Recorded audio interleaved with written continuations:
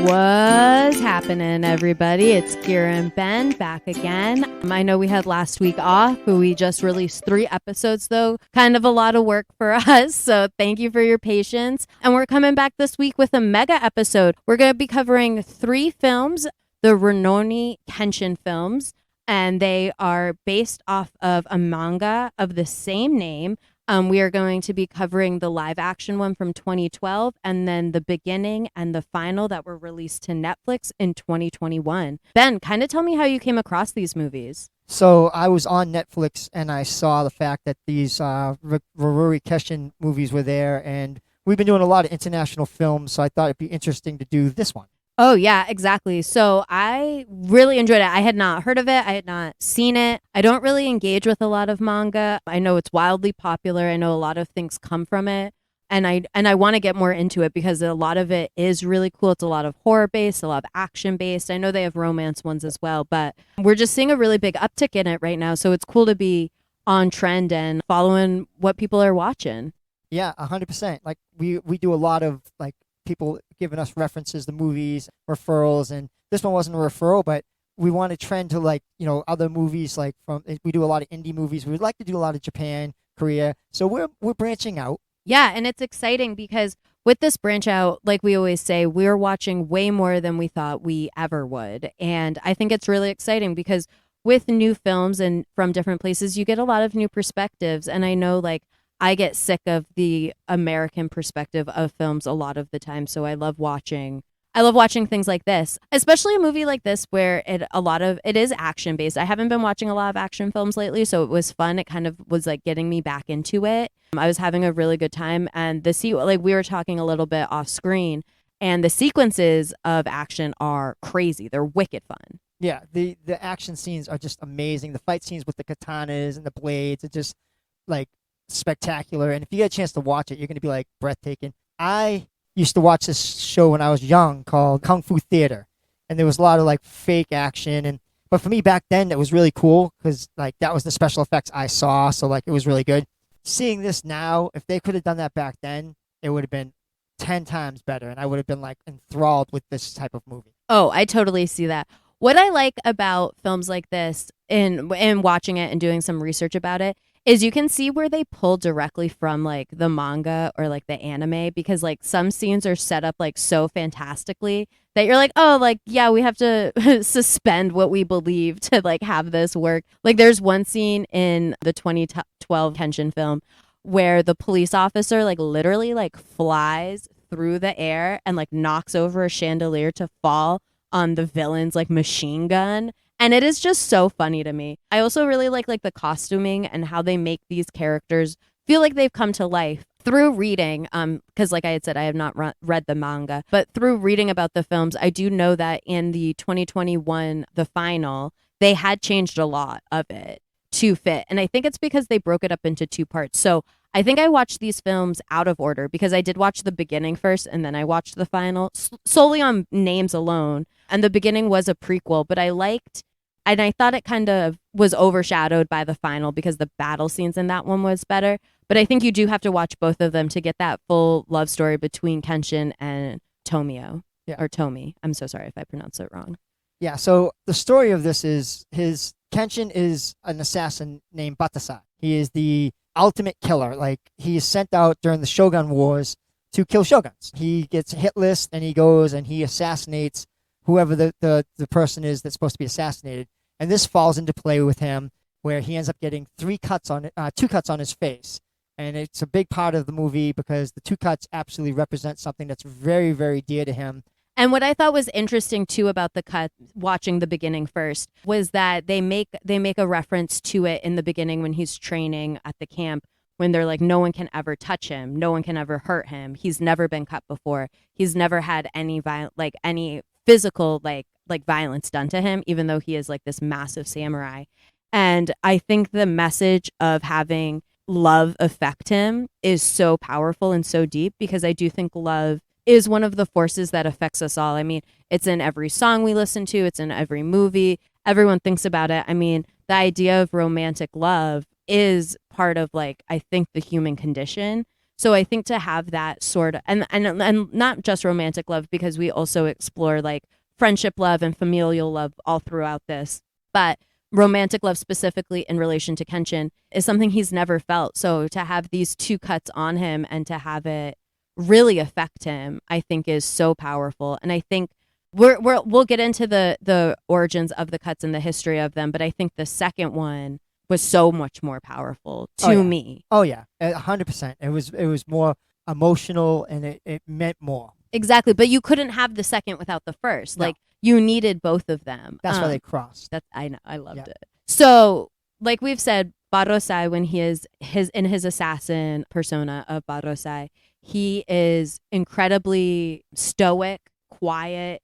All he does is fight and kind of wander around. And then obviously when the wars are done, he does not want to fight. He abandons it to become a protective wanderer. Yes. And that I really liked. I thought that was actually really cool because we see this a lot, like assassin with the heart of gold who's looking for a new life, who wants to protect the innocent. It's something that we see quite often. So I thought, I mean, I love an archetype, so I was very much into this. So Kenshin or Battousai, we will switch between the two depending on where he is in his journey, I believe. So in the beginning, we see him as Battousai, and he is his assassin, and he actually has to flee. And when he flees, because he has killed many people, but the one man that affected him the most is he was assassinating people in an alleyway, and he kills one man, and the one man says, "I cannot die, I have someone who loves me."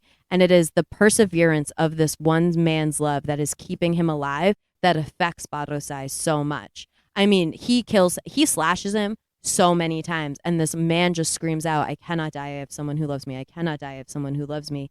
And eventually throughout this, in his attempts to fend off Battousai and to live, he actually slashes him in the face, this being the first cut. And this affects him. So we don't see it in the beginning. So we're going to talk about three films interchangeably because they all relate to each other. But we don't see it in the beginning, but we see it in Kenshin from 2012 when he actually goes back to the site and he watches the widow, back to him, obviously, back to him hidden. He sees the widow of this man come crying over his body and just weeping and leaving and taking it. And this really affects him. He does not see the woman's face, though, and this is important later on. So then he has to go into hiding because he's killing all the people. They're cracking down on him. And when he goes into hiding, during this, he meets a young woman who works within the community, Tomei. I'm so sorry if I pronounce it wrong. And they meet, and their cover is that they are going to live as a married couple in the village, yes, in the countryside. And while they're living in the countryside, they fall in love and actually get married. Yes. Because of course there has to be a love story, right? Yes. What we don't know about Tomei at the time is that she is actually a spy, and her only goal and her only mission in life is to kill Battousai because, ready for the twist? She is the widow, of course. Dun, dun, dun. So now it is her life's mission to entrap this man and kill him. But what happens? The power of love. So obviously she cannot kill him because she has fallen in love with him. Yes. And this is revealed when she sacrifices herself to save him in the final battle, but instead he accidentally kills her. Yes. Devastating. Yes. And as they're saying their goodbyes, her sword draws across his face, creating that second cut, intercrossing with the one that her first husband has made. Yes. And in the final, when he's talking to her brother Enshin, we find out that obviously she has not, in the brother's mind, she has not forgiven him from beyond the grave because the scars are still visible on his face. Right. He thinks that they're going to go away if she forgives him. Only the brother thinks this. Kenshin does not. So then when Enshin and Kenshin are battling, and I do like their final battle, yeah. I do think it is really important because you can see how far hatred will bring you versus how far love will bring you. And I think this is a really big point of the film. Yeah. And it's offset hatred. Offset hatred, exactly. Yes, because he believes that the sister hated him, and he can't find it in his heart to believe that she actually loved him because there's a diary, by the way. She kept a diary of all she was doing against Kenshin and ends up like switching in the diary at the ending where she actually admits, I actually love this man who took my first love, and now I'm in love with this man, and I can't let him die because he has a purpose, and he's going to save more lives than he will kill. And I think the scene where the brother, so the brother gets captured, obviously, gets thrown into prison. And then when the brother is then reading the diary and he's reading all this and having this realization and kind of watching that like breakdown on his face, I think is so powerful because I think as humans, we are arrogant a lot of the time in thinking that we know everything and that we know another person, but we don't. I mean, you don't know what anyone is truly thinking or doing. Something that I've grown up with and something I always think about is that people are a sum of their actions, not of their words. And I think that this is so true because we see her sacrifice herself for him. Yes. And then through that action, we see her true love for him, I believe. Yeah. And the thing about Kenshin is after he leaves, like it's 10 years after the wars, and he comes back. But when he comes back, he had made a blade, and it's a reverse blade where the blade's actually facing inward, so he can't kill anybody. And he refuses to kill anybody. He's like, I'm not going to kill anybody. And there's a lot of people that come and try and kill him because of the fact he was Battousai, and he was one of the best swordsmen in the world. So everybody wants to challenge him. Everybody's going to try and become the best swordsman in the world. Like, there's numerous attempts to kill this man, and he won't kill these people. Like, and no matter what they do, he finds ways during the battles to injure them but not kill them. And I think one of my favorite examples of this is in Kenshin 2012 when he's fighting, who I forget his name, but in my head I call him Ghost Battousai because he comes back to life with like the little weird contacts. And while they're fighting, he actually does a move where he injures his tendons and breaks his elbow, so he just can't battle anymore. His arm will never heal the same. And the guy goes, you should kill me. And then Kenshin actually almost does because he thinks that this new girl that he has feelings for is about to die. Yeah. And then she screams out in her, what we think would be her final breath, no, you're better than this. And he's like, oh, damn, I am. Yeah. So like after the whole Tomei thing, he ends up showing up at this village and there's a big battle and he ends up like kind of taking care of a school teacher. And she's a swordsman school teacher. Yes, and she's really good. Yeah, she is a fighter. And she has a pupil there, a young boy who becomes obsessed with Battousai. Oh my God. And I will say their friendship is so cute. Yeah, they have a great friendship. And then he ends up at the village. There's a guy that wants to have him killed. And he says, look, I'll pay you money for the first person that kills this man. So this guy steps up and he says, I'll do it. The raw egg guy? Yeah. So funny. So then he ends up like, Battousai and him have like a little battle, and he has this big, huge sword. Like, it's this monster of a sword. And him and Battousai fight. But then he says to Battousai, he's like, I'm getting tired. And Battousai says, listen, there's another way. You don't have to do this. You can be better than this. He goes, you're going to let this man control you and control everything you do, or you're going to be your own person. So he ends up becoming best friends with Battousai. And they actually work side by side together. And I will say, in 2012, that in that film, he actually has one of my favorite fight scenes. He is fighting one of the henchmen, and he goes, oh, we're going to do no weapon Street Fighter style. So they're just fighting each other throughout the whole house. And then they get to the point where they get into the kitchen, and he literally stops fighting to eat chicken. Yeah. And then he throws the chicken to the other guy, and he's like, oh, you want some? And the guy's like, no, I'm a vegetarian. Blesses the chicken, and then they both drink wine together just in the middle of this fight. Yeah. And I thought that was so funny. Yeah, it was. And like, I thought the plot of that is Japanese battles where they respect each other as competitors. Yes. They're not, they don't hate each other. They just want to they be have better. to do their duty. Yeah, it's a duty. Exactly what it is. It's a duty. No one hates Battousai.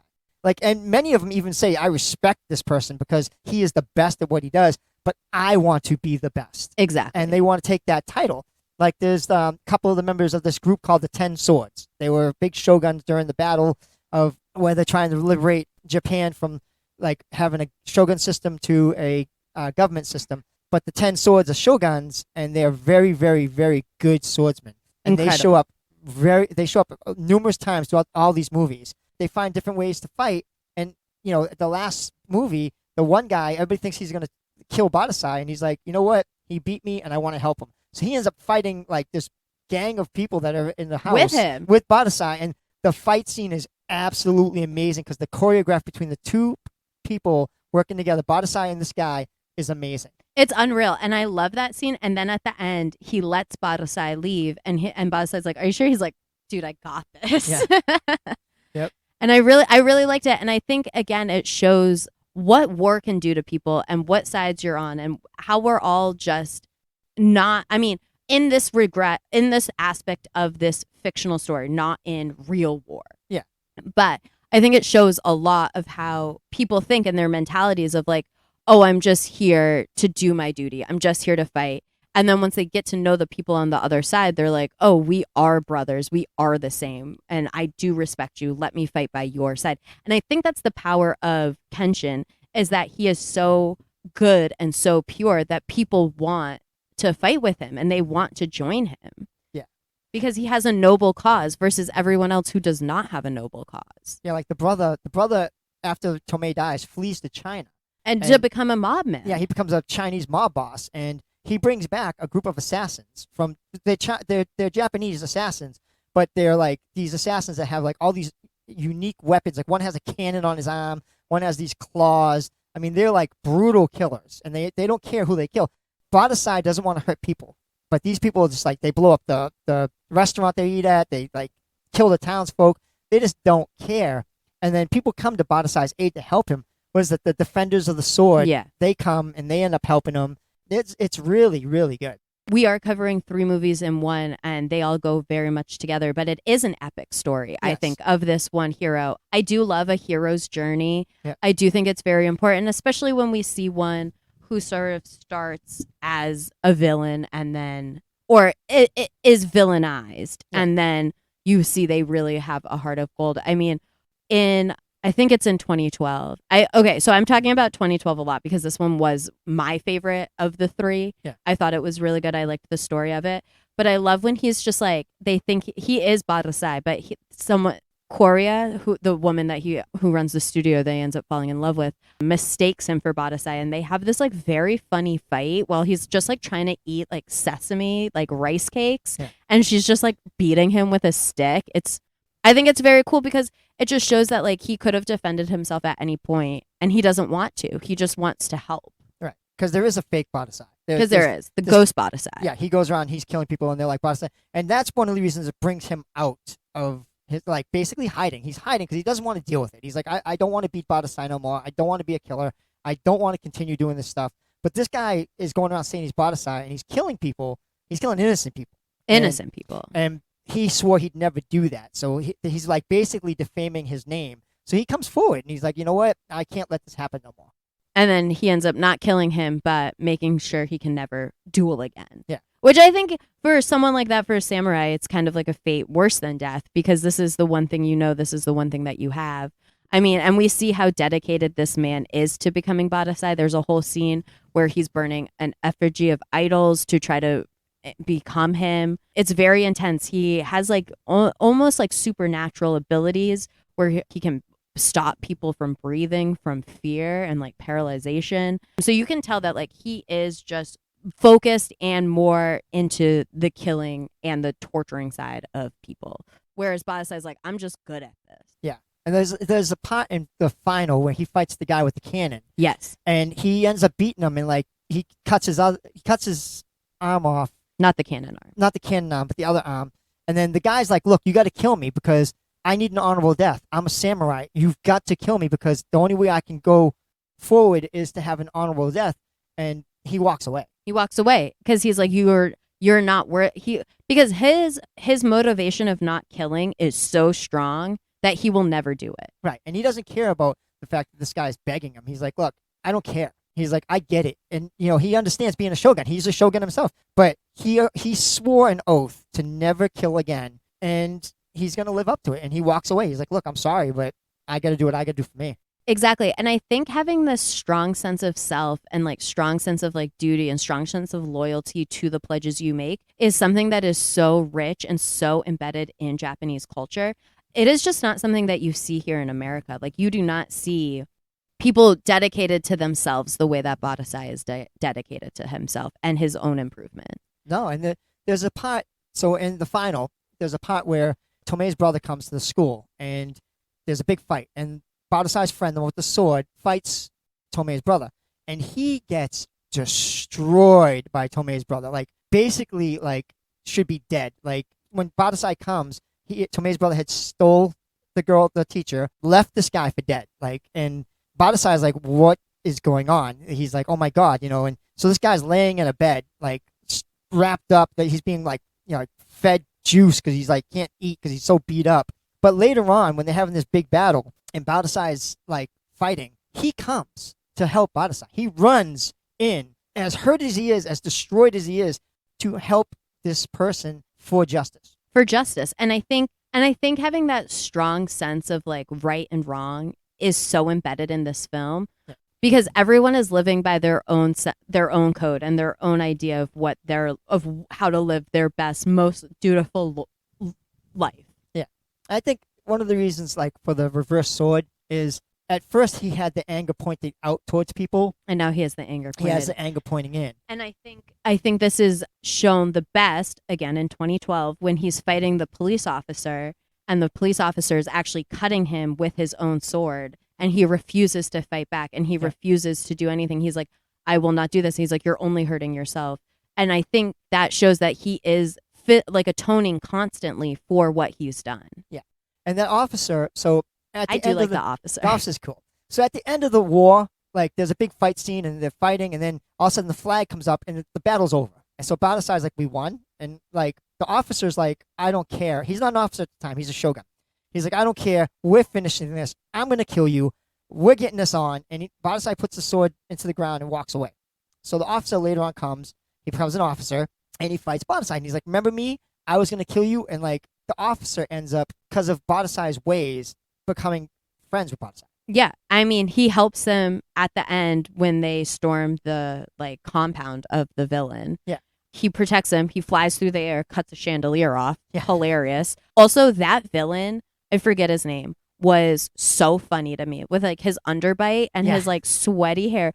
There's one scene in Gatling gun. Yeah, it is unreal. There's one scene in the beginning when the police officer comes to talk to him for the first time, and he's just like soaking his feet and like eating a watermelon. And it is like the most unhinged thing I've ever seen. And I was just dying laughing. I don't know. I thought it was so funny because then like you see him at the end, you see how like money and power, he had no loyalty and he had no duty. He just wanted money and power. Right. And you see that at the end when he's like begging the officers, he's like, oh, I'll pay you. Like, and even Battousai says it. Oh, I forget in which one, because I watched them all like back to back to back. But he goes, money can buy you everything except for what you're begging for, right, which is life. And I think that's so true. Like we live our lives under this capitalistic society of like, oh, we need more this, we need that, we need to be the most successful, we need money, we need power, we need whatever we need. That's not living, that's not life. No, Tomei says that about Battousai because when he's gardening and making garden, like pulling out plants and stuff, like the look on his face, he's like so happy and so at peace. And she's like, I never saw that expression on you before. And she's like, see, that's true happiness. And like he even says to her, he goes, I never knew true happiness till the moments I've been here with you. Which is beautiful. Yeah. And I was just crying. Yeah. When she cuts him, she doesn't cut him to hurt him. Like it's more of like a reminder. Yeah, it's like a reminder. She's dying. She's in his arms. And she takes a katana and she gently, not harsh, presses it against his face so it makes an indentation across the other one that her husband or ex-fiance that died did. So it's like a reminder, like, these are the sins you have, but you don't have to live with these sins. You don't. And I think by her sacrificing herself for him and then him accidentally killing her, I think that had to happen though, because that was the catalyst that made him never kill again. Yeah. You kill the one thing you love, you're never going to kill again. Yeah, and the school teacher like is in love with Battousai or Kenshin, and there's a part where they go to her grave, like Tomei's grave, and she's like messed up because she knows he's still in love with Tomei, and then when they walk away, he's like, "What did you ask Tomei?" And she's like, "I just wanted to thank her," and he's like, "Me too," and she's like, "Yeah," and he's like, "And I wanted to say goodbye," and I thought that was beautiful because it was like his way of telling her, "I love you too."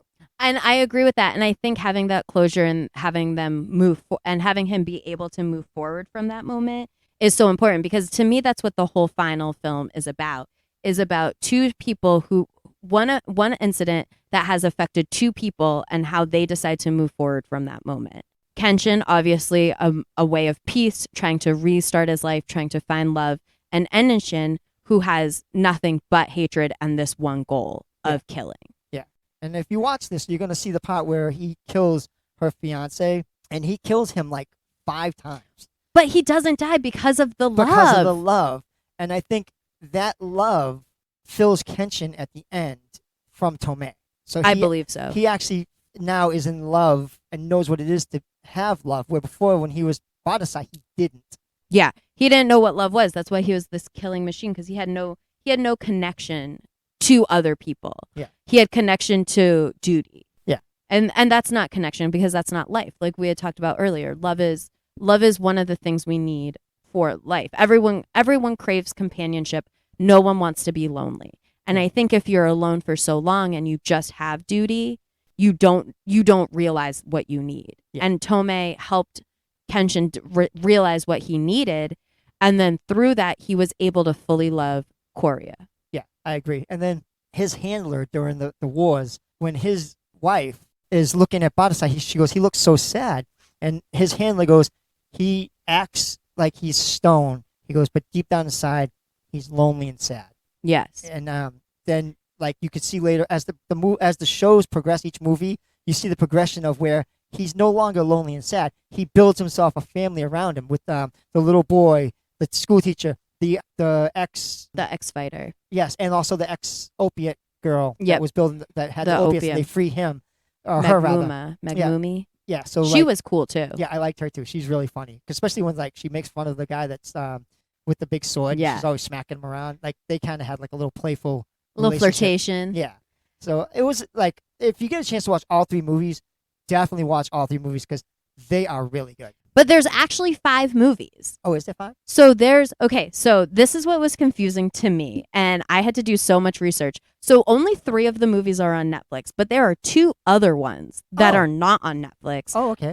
Have not watched them, could not find them. Did I look that hard? Not really, because I was already 6 hours in, and I was like, at this point, I feel like I'm fluent in Japanese. Like right. But just so you guys know, there are 2. This is one of 5. There are 5 films. We are just covering the 3. And honestly, I liked that we covered these 3 because I felt like they all went hand in hand. Oh yeah, they definitely you had to watch all 3 of these to get the full concept and growth of Kenshin. And I think because beginning and final were released at the same time on Netflix, the final kind of overshadows the beginning because there's more fight scenes. It is much more action based because the beginning you're watching him fall in love. You're watching his heart soften. Obviously still violence, obviously still killing. It is a samurai film, but I think it got overshadowed. Yeah. I really do. Yeah. And these are anime. So they're not anime. These are actually they're live action, but they're based off an anime series. So if you like anime, I haven't watched them, but I hear they're amazing. So but these movies definitely are amazing. Yeah. And I mean, we could be like, I know that there's a lot of people who talk about like animated live action adaptation and how it doesn't really go well. I would say for us, not reading or watching the manga or anime, it worked for us because we still got the full story and the characters were still so well written. Yes. And like I said, I do know that they changed a lot of the battle scenes and a lot of things from the final from the manga. Don't know what they changed, but I know that there were changes. I was reading that people were not happy with that. But for me, it made the story flow. So maybe do one and then the other. Yeah. It's like, for me, I read George R. Martin's Game of Thrones. Right. I read them. So when the shows come out, if people didn't actually read the books, the shows were amazing. For me, there was a lot missing from the shows. The shows, except I really did like the Red Wedding. That was awesome. But that's the same thing. I guess like for the people that read the anime, they're probably like, well, wait a minute. But for me, I never read the anime. So for me, this was just awesome. Yeah. And so I'm not Lord of the Rings. I'm not a Game of Thrones girly. So I would not know. I don't get what you're saying, but I understand adaptation to live action. Yeah. I will say I love watching things we see it more and more. We see a lot of things getting adapted from books and other medias to film. Super important, super fun. But I also want to talk about the idea of creation of new ideas. And I think if you guys can really read up on the actors and the writers strike that's going on right now, it is wildly important. Without writers, without actors, we would not have the media that we have. And to have them be controlled by these major conglomerates and not get paid is really heartbreaking, because these production houses would not exist without these writers. 100%. And I think it's devastating that they are not being shown their worth. I do want to talk about this just briefly. We are a film podcast, and we do want to say our support to the writers, and we are with you. Oh, 100%. I just think it's super important. And I think when you look at things, I know it just came out that Disney acquired a bunch of, back when Disney did their giant merger, they acquired a bunch of smaller streaming services, and now they want to sell them for nothing, for a tax break, which I think is disgusting. And media and stories and things like this should not be bought and sold. They should be celebrated and shared with the people, because that's who they're for. I mean, yes, media is a huge moneymaker. Film is huge right now. TV is huge right now. But these stories are what connects us in a way where, especially during the pandemic, we saw we were all isolated. Yep, 100%. And it was not fun. And now I love, and now we have things coming out of isolation, and we have these stories about trying to connect. Obviously, this film, the Kenshin that we're talking about, 2012 came out a while ago, but the 2021's ones very much so. And I think it's really, I think it's really important. I think it's really sad. And I believe that media is for everyone, and everyone should have access to it, because this is how you broaden your horizons. We're watching things through this podcast, through you guys, through all this media that we would never interact with. Yes. And that's what's important. And obviously we have the luxury where we are able to pay for these streaming services to have them, but not everyone does. Nope. Other countries do not have this. So it's a privilege for us, and I don't think we appreciate it as much as we should. I don't think I totally agree, because I'll just throw things, we just consume so much that we take it for granted, but these are people's lives, and this is people's livelihoods, and for them to give us so much joy and so much entertainment, they should be compensated for it. And it is heartbreaking that they are not. I agree 100%. And I would like to say that in support of other nations' film industries, we are doing films from Nigeria, Ghana, France. So we're broadening out to touch all the movie industries, because each country has their own individual movie system, and they're amazing. There's so many good films that don't hit American soil, or Americans don't really watch because they're not American, but some of them are way better than what America puts out. Oh, absolutely. I would highly, highly recommend you guys to look into the Criterion Collection, which is a company that preserves and restores and takes movies from all over and holds them and keeps them. I would also look at Mumbi, great international streamers. Places like Neon, also super good, super good. These are just some production houses that you guys can support and look into, because they do support films outside of America, which I think is so important. For those Park Chan-wook fans, they are doing a 20-year restoration of Old Boy, which is going to be released August 16th into theaters for one day. I would highly recommend everyone going and supporting this great, great film. Do not watch the American remake. I will never, ever support an American remake. 100% agree. So back to Kenshin. Sorry that we went on a small little tangent. We do that a lot. We do that a lot, as you know. But back to this film, we watched all three on Netflix. Highly would recommend them if you want some fun action that has a hero with a heart of gold. Yes. I mean, most heroes do have a heart of gold, but I mean, he is so pure. Yeah, he really is. He turns into this guy that you kind of want to be. Yeah. And I just love his dedication to himself, because I think a lot of the times, either in real life or in films, we see people compromise their ideals and compromise who they are and compromise what they stand for to get what they want. And one thing about him is he is so unwavering in his integrity, and he never compromises. There's only one time that we see that he is about to kill, and he does it again for love, but then he stops. Well, he doesn't stop himself. He gets stopped. And saves his purity. And saves his purity, which helps him grow stronger, grow in his love with Korea, and just continue to move forward. So we have some really fun, exciting films coming up. Like Ben had said, we always branch out. We're going to stay away from American-made films for a little bit. We are going to be covering Drive My Car, Petite Maman, God is African. We have a bunch that we're covering, all up and coming. So keep your eyes peeled. Again, always give us suggestions. We try to get to as many as possible. It is just the two of us, and there are only so many hours in a day. But we love them. Even if we don't cover them here, we are still watching them and still enjoying them. So please, please, please continue to do that, because we can't do what we do without you guys, and we really appreciate it. 100%. And special shout out to Ghana and Nigeria for having us in their charts for the movie podcast. Oh, very exciting. Thank you guys so much for listening. Yep, so we appreciate that. Yeah, we really appreciate you guys. We say it all the time, but our gratitude for you is undying, because we could not do this without you guys. If so, it would just be Ben and I talking at ourselves, and we could just do that together without sharing. This is true. So thank you, thank you, thank you. Check out these films. We have a lot more coming. Reach out to us, DM us, email us. We're here for you guys. I agree, 100%. So catch us next time on Woz Happening.